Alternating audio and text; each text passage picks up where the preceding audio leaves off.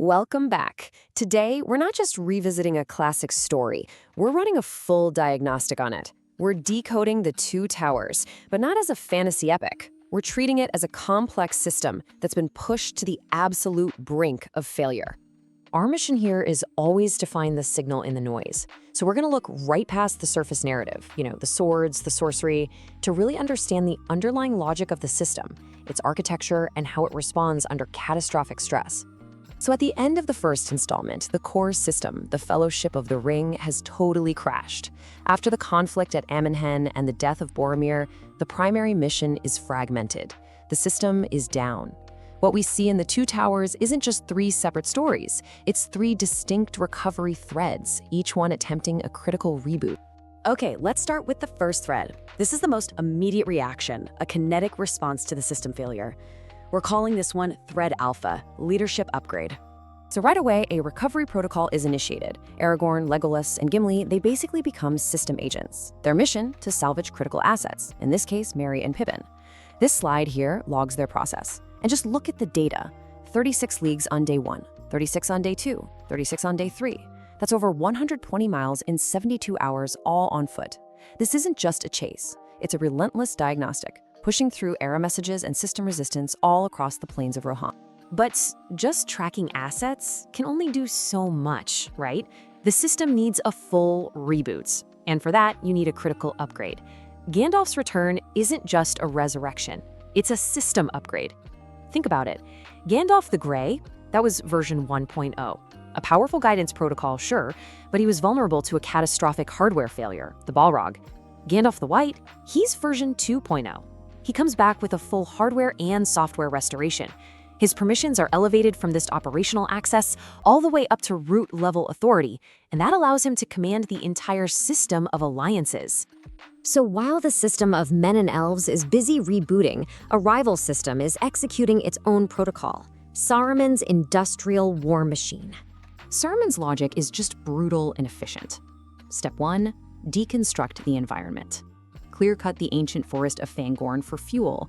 Step 2, use that fuel to rapidly forge an Uruk-hai army. And Step 3, deploy that army to overwhelm the Rohan system. I mean, it is a textbook case of optimizing for short-term production gains while completely ignoring any kind of long-term systemic stability. And this, right here, raises the crucial flaw in his entire architecture. What happens when a system declares war on its own environment?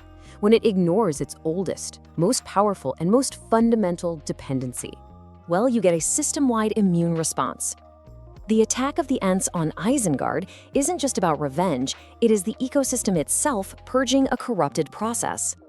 The flooding of Isengard is literally nature washing away Saruman's corrupted code and shutting down his destructive machine. And this just brilliantly illustrates the principle of resilience. Which brings us to Thread Gamma, the most critical and fragile process running in the background this whole time, the fail-safe protocol to destroy the ring. The primary operators of this mission, Frodo and Sam, are running completely blind. They need a guide, an interface to navigate the path to Mordor. And what do they get? Gollum. From a system design perspective, he is a dangerously unstable user interface.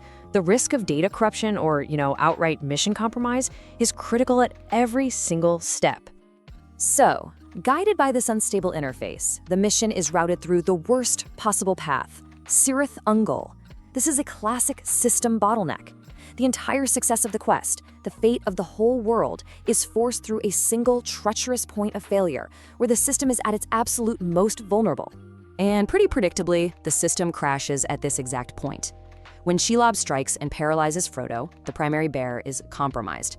The core function of the mission has failed. All processes halt. System failure is imminent. But any well-designed system has a fail-safe.